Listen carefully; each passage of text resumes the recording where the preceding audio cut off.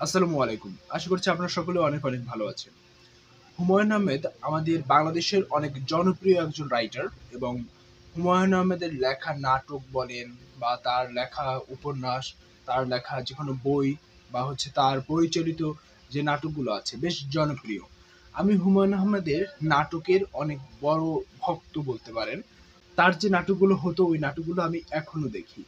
R I hope আপনারাও আমার মতো অনেকেই আছেন যারা হুমায়ূন আহমেদের নাটক বেশ পছন্দ করেন।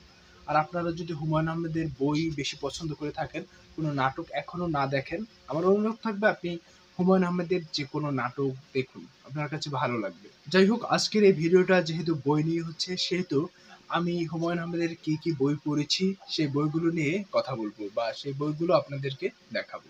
প্রথমেই যে বইটি দেখাবো এটি হচ্ছে 'আমার ছেলেবেলা'। এটি হচ্ছে হুমায়ূন আহমেদের লেখা শৈশবের যে স্মৃতিকথা আছে সেই স্মৃতিকথা নিয়ে। আর এই 'আমার ছেলেবেলা' এই বইটি হচ্ছে আমার পড়া ১ম একটা বই। যেটা হচ্ছে একাডেমিক বইয়ের বাহিরে যে নন একাডেমিক বই আছে এটিই হচ্ছে ১ম বই যে বইটি আমি সর্বপ্রথম পড়ি এবং সর্বপ্রথম শেষ করি এই বইটি। মূলত এটাই হচ্ছে মূল কথা। কারণ এই বইটি সবার ১ম এ শেষ করি। এরপর এই বইটি পড়ার পর বই পড়ার প্রতি একটা আগ্রহ বা একটা জার্নি শুরু হয়েছিল আমার এবং সেই শুরুর বইটি ছিল 'আমার ছেলেবেলা'। এই বইটি আমি যখন পড়ছিলাম তখন আমার কাছে মনে হচ্ছিল যে আমি আমার শৈশবকে দেখছি। আমি আমার শৈশবকে পড়ছি। আমি আমার শৈশবকে আমার সামনে দেখতে পাচ্ছি। এই বইটিও বেশ ভালো। আপনি চাইলে এই বইটি পড়তে পারেন। আপনার কাছে বেশ ভালো লাগবে। কারণ বিখ্যাত মানুষদের যখন আপনারা শৈশব, তাদের পরিবারের কথা, তাদের পারিবারিক বিভিন্ন সমস্যা এবং বিভিন্ন আ হাসি, আনন্দ, দুঃখের কথা যখন জানতে পারবেন, তখন অন্যরকম একটা ভালো লাগা কাজ করবে। তাই এই বইটি আপনি চাইলে পড়তে পারেন। পরে যে বইটি, এই বইটি হলুদ কালার। হলুদ কালার দেখে হয়তোবা আপনারা গেস করতে পেরেছেন কাকে নিয়ে বইটি। এই বইটি হচ্ছে হিমুকে নিয়ে এবং বইটির নাম হচ্ছে 'হিমু মামা'। হুমায়ূন আহমেদের অনেক জনপ্রিয় একটা চরিত্র হচ্ছে হিমু চরিত্র। হয়তোবা আপনারা যারা হিমু সংগ্রহ পড়েছেন, আপনারা ভালো বলতে পারবেন আমার থেকে। বাট আমার পড়া হয়নি। তবে আমি হচ্ছে কি একটু ভিন্ন ধরনের চিন্তাভাবনা করি যে এটা বিখ্যাত চরিত্র ওগুলো না পড়ে আমি চেষ্টা করি অন্য কিছু পড়তে। চিন্তা করি ওখান থেকে কিছু আমি বের করতে চেষ্টা করি। অ্যা তেমনই হচ্ছে এই বইটি 'হিমু মামা'। হিমুকে নিয়ে আমার তেমন কোনো বই পড়া হয়নি।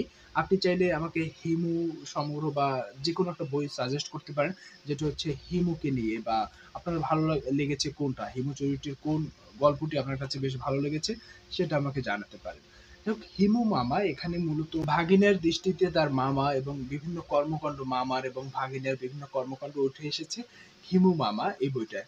এরপরে ৩ নম্বরে আমি যে বইটি নিয়ে কথা বলব এই বইটি পড়ার একটা ইন্টারেস্টিং বিষয় হচ্ছে বইটির নাম হচ্ছে 'ইমা'।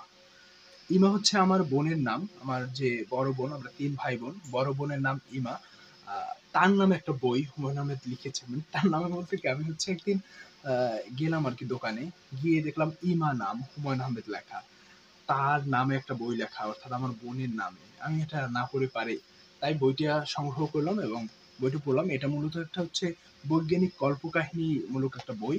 আর হুমায়ূন আহমেদের বৈজ্ঞানিক কল্পকাহিনী এটাই হচ্ছে আমার ১ম পড়া একটা বই যেটার নাম হচ্ছে 'ইমা'।